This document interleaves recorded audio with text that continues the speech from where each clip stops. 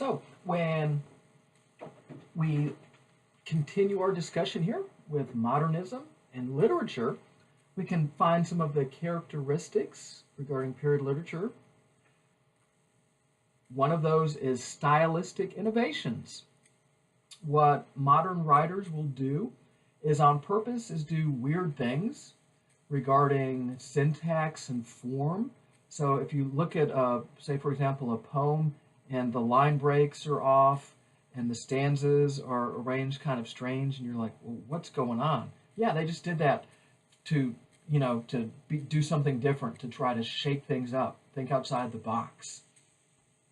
And this is because the artist is questions regarding form and structure. Why do I have to have a stanza? Why do I have to break the line here? Different poets, they'll do things in different ways for the sake of being different. Also, and this third bullet point is one in which a lot of folks makes them want to pull their hair out, is that we have writing that is dense and obscure for the purpose of being dense and obscure. So in other words, you might read something and say to yourself, I didn't understand a lick of that. And then the author would say, well, good.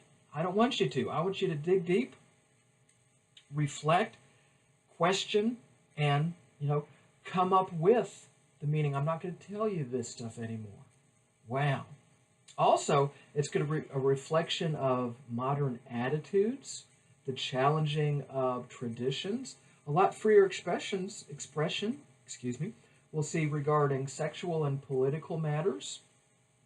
That next one is really, really key. Alienation of self. Now again, this is different than we saw with Romanticism, when we saw the individual escaping or fleeing from society. This is when, with alienation, society is pushing away the individual.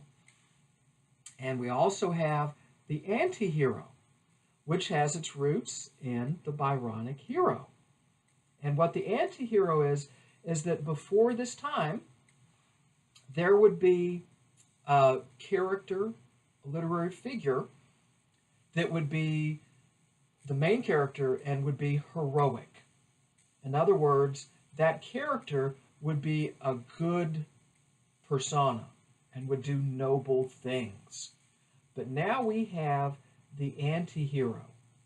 And what the anti-hero is, this is when we have the main character no longer behaving heroically, but instead it's going to be mundane, which is another word for boring or commonplace or ignoble. So instead of behaving nobly, in other words, when that character is going along and is faced with doing something noble, the character or the figure chooses not to do so. In other words, he or she will turn his or her back on behaving in a heroic fashion. And this is what we call the anti-hero. So now what our job is, as the 21st century reader of modernism, is to take all these different fragments and try to put them together to make a picture, which can oftentimes be challenging because on purpose, these writers are not working with whole puzzle pieces. So on purpose, some of the puzzle pieces will be missing, some of them just won't fit. But these are some of the different things that we have to work with. Literature that is very stoic and pessimistic, the authors are working with images and symbols that will be oftentimes really, really hard to figure out.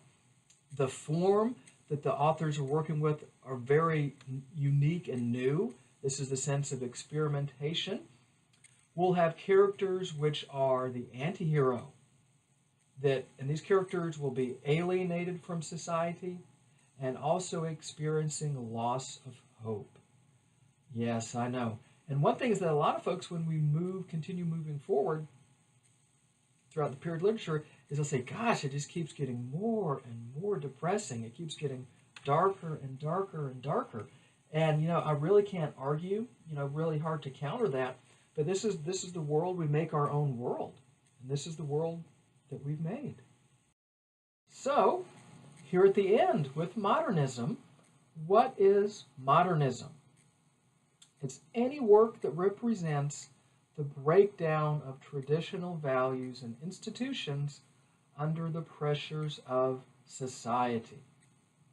So this is where we are. Everything is tilted. Nothing is square anymore. And of course, this painting is a famous painting. You might recognize it. This is The Scream. Right? This is another example of modernism, a modern artwork. So, I hope you enjoy the period literature as we start to move forward. And as always, be well, do good work, and keep in touch.